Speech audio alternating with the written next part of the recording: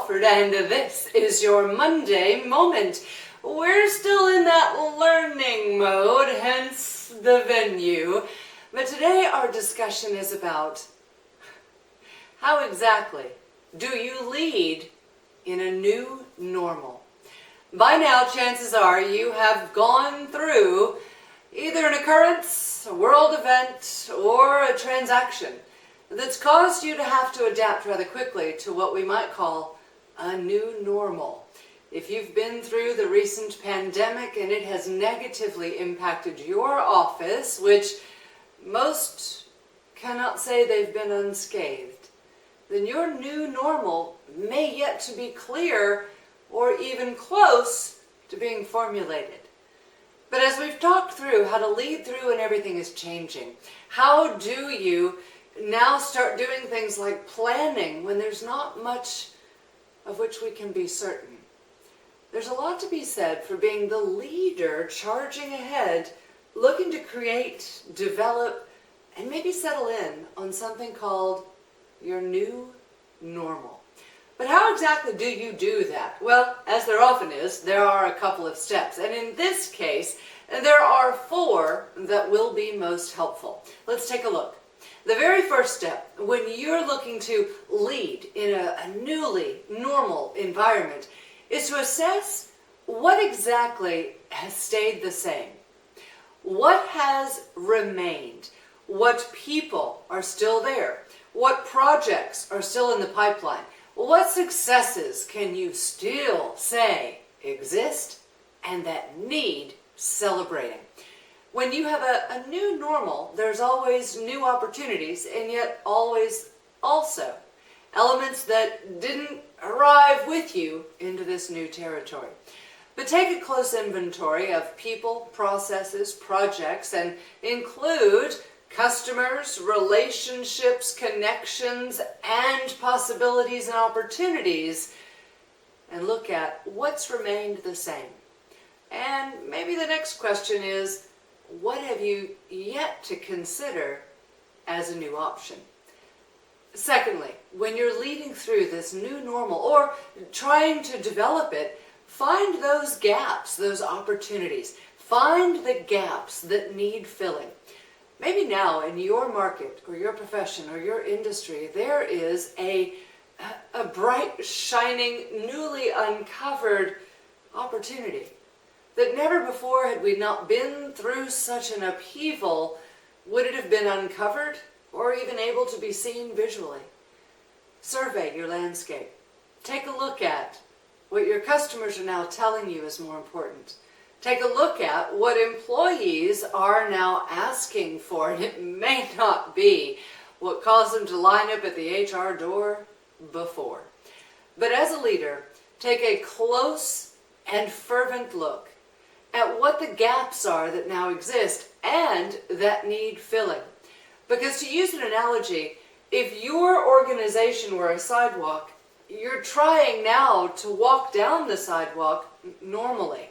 But if there are large gaping holes that you're not doing the leader's job of looking ahead to make sure they're filled or at a minimum avoided, you'll have people fall in them and more drama to deal with on your plate than you currently likely have the bandwidth for. The third step, when you are looking to lead through and develop a new normal, is to stay aware of the stages. I started to say stay away from, but that's almost inescapable. When you're staying aware of the stages, those that I'm referring to are mainly Elizabeth Kubler-Ross's 5 stages of death and dying. Acceptance, denial, bargaining, anger, and one that I can never remember.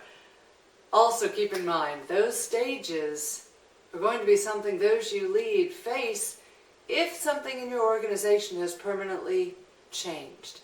Look up Elizabeth Kubler-Ross on death and dying and the 5 stages of grieving.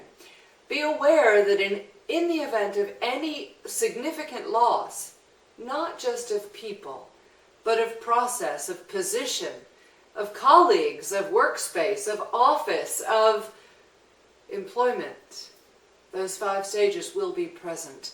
And we don't go through them in order. We may go through them in the same way one plays hopscotch, back and forth, one box there, one box there. But we do all go through them. And the faster they get to acceptance, the better. But be aware of those stages, as well as be aware of the stages of team formation. Forming, storming, norming, and adjourning. When you're formulating a new team, when you're bringing new team members together, whether you've hired them or brought people back from furlough or had to keep the team small and nimble for now until revenue increases, they're going to go through those same stages of team development that the team went through perhaps years ago to get to where they were before everything was no longer normal. So give them an opportunity to form together. Set up exercises where they can get to learn more about each other. Don't panic or freak out when they start storming and having conflict and a difference of opinion. And then take a lot of pride when you watch them begin to norm and gel and work in sync and be able to bounce ideas off of each other. And then at some point, as is true for almost all teams on the planet, they will also go through adjourning, where there's no longer a need for that team to be as close-knit, or all members of that team are no longer present. When you start looking at your ability to lead nimbly, effectively, rapidly, and with agility, I have no question whatsoever that you have all those abilities.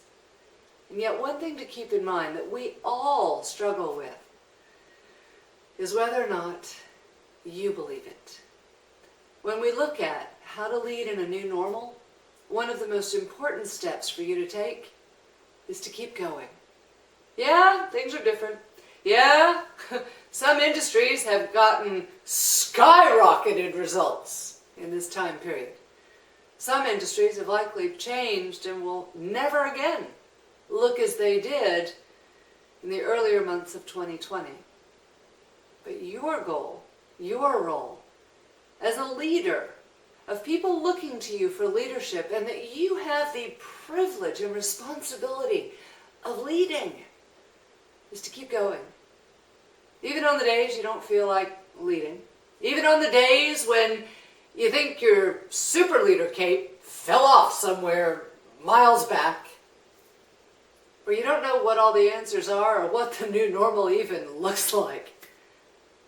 But keep going.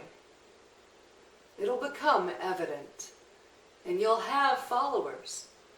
The goal is for you to be prepared to have that vision and to be prepared to lead them. I'm Monica Wofford, and that's your Monday Moment. Have a great week, an even better Monday. And yes, of course, keep in mind, your leadership is still contagious.